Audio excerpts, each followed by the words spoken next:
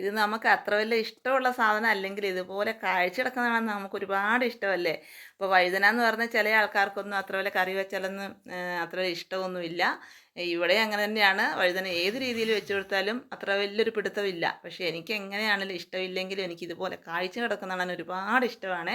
എന്നാലും ഞാൻ വീണ്ടും വീണ്ടും ഒരുപാട് നടും. അപ്പോൾ കഴിഞ്ഞ പ്രാവശ്യമൊക്കെ ഇങ്ങനെ നട്ടിട്ട് എന്നോട് ഒരുപാട് പേര് എന്നോട് വിത്തിനൊക്കെ ചോദിച്ചിട്ടുണ്ടായിരുന്നു കേട്ടോ. വെള്ള വഴുതനയുടെയും എല്ലാ വഴുതന എൻ്റെ കയ്യിൽ ഒരു 3-4 ടൈപ്പ് വഴുതന ഉണ്ടായിരുന്നേ.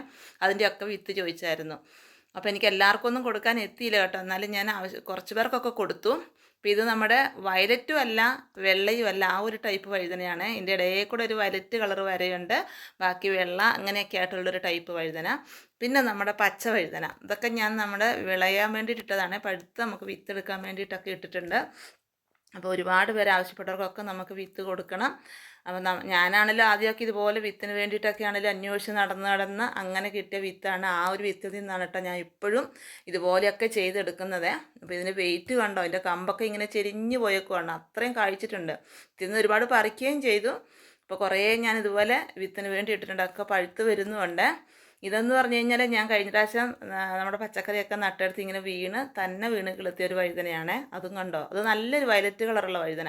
എന്താ കളറ് തന്നെ, അതുപോലെ നല്ല രസമല്ലേ കാണാൻ.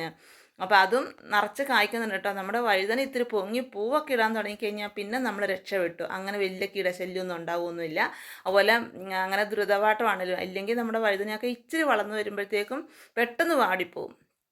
പിന്നെ ഇതുപോലെ ഉണ്ടോ, ഇലയൊക്കെ ആണെങ്കിലും ചുരുണ്ട് നമ്മുടെ പുഴു വന്ന് കൂട് കൂട്ടി ഇലയൊക്കെ ചുരുട്ടി വെക്കും കേട്ടോ. അങ്ങനെയൊക്കെ ഉണ്ടെങ്കിൽ അപ്പം തന്നെ നമ്മളതൊന്ന് ഉള്ളിയെടുത്ത് നശിപ്പിച്ച് കളയണം. ഒന്നെങ്കിൽ ചവിട്ടി അരച്ച് കളയണം, ഇല്ലെങ്കിൽ തീയിട്ട് നശിപ്പിക്കണം.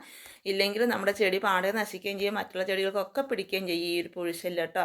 അങ്ങനെയൊക്കെ ഒന്ന് നമ്മൾ ചെറിയ രീതിയിലൊക്കെ ഒന്ന് ശ്രദ്ധിച്ചാൽ മതി. അതുപോലെ ഞാൻ അരി കഴുകിയ വെള്ളമൊക്കെ ആണെങ്കിലും കഞ്ഞിവെള്ളം അധികം പുളിപ്പിക്കാത്ത കഞ്ഞിവെള്ളം, നമുക്ക് ഡെയിലി എടുക്കുന്ന കഞ്ഞിവെള്ളമൊക്കെ ഉണ്ടല്ലോ, അതൊക്കെ നമുക്ക് ഒഴിച്ചു കൊടുക്കാവേ.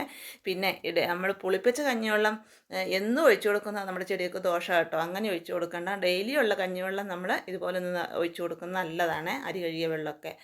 അപ്പോൾ ഈ രീതിയിലൊക്കെയാണ് എൻ്റെ ഒരു കൃഷി രീതി എന്ന് പറഞ്ഞാൽ. അപ്പോൾ ഇതിൻ്റെ ഇലകളിലും ഒക്കെ ഞാൻ ഈ ഒരു വെള്ളം, കഞ്ഞിവെള്ളവും ഈ അരി കഴുകിയ വെള്ളമൊക്കെ ഇതുപോലെ ഒന്ന് തളിച്ചു കൊടുക്കും കേട്ടോ. അപ്പോൾ അതുപോലെയാണെങ്കിലും മറ്റേ എൻ്റെ കയ്യിലുള്ളതൊരു പച്ചവഴുതന, നല്ല വലിപ്പമുള്ള ടൈപ്പ് ഉണ്ട് പച്ചവഴുതന. പിന്നെ ഇതൊക്കെ വെള്ളവഴുതന ഉണ്ടോ, കുഞ്ഞിലേ കായ്ക്കുന്നതാണ്, അത്രയൊന്നും വളർന്നിട്ടില്ല, അത് കുഞ്ഞിലേ കായ്ക്കാൻ തുടങ്ങിയതാണ്. നല്ല രസമാണ് ഇതിങ്ങനെ നിൽക്കുന്ന കാണാൻ തന്നെ. ഇത് നമ്മുടെ പച്ചവഴുതനയാണ്, അതും നല്ല വലിപ്പമുള്ള ടൈപ്പ് പച്ചവഴുതനയാണ്. ഇതിൻ്റെ ഇല കണ്ടാൽ നിങ്ങൾ വിചാരിക്കും ഇതെന്താ ഇങ്ങനെ കളറെന്ന്. അത് ഞാൻ വൈകുന്നേരം ഉണ്ടല്ലോ നമ്മുടെ കഞ്ഞിവെള്ളവും ചാരവും കൂടെ മിക്സാക്കി തളിച്ചു കൊടുത്തായിരുന്നേ. അതുകൊണ്ടാണ് ഇതിൻ്റെ ഇലകളിലൊക്കെ ഇങ്ങനെ ഒരു കളർ മാറ്റമേ. അപ്പം ഞാൻ വൈകുന്നേരം നനച്ചൊക്കെ കഴിഞ്ഞ് കഴിയുമ്പം ഇതുപോലുള്ള എന്തെങ്കിലുമൊക്കെ കീടനാശിനി നമ്മുടെ ചെടികളിലൊക്കെ തളിച്ചു കൊടുക്കും കേട്ടോ. വൈകുന്നേരങ്ങളിൽ ഇങ്ങനെയൊക്കെ ചെയ്ത് കൊടുക്കുന്നത് നല്ലതാണ്. ഇതൊക്കെ ഒട്ട് എൻ്റെ കൃഷി രീതിയെ. ഓക്കെ.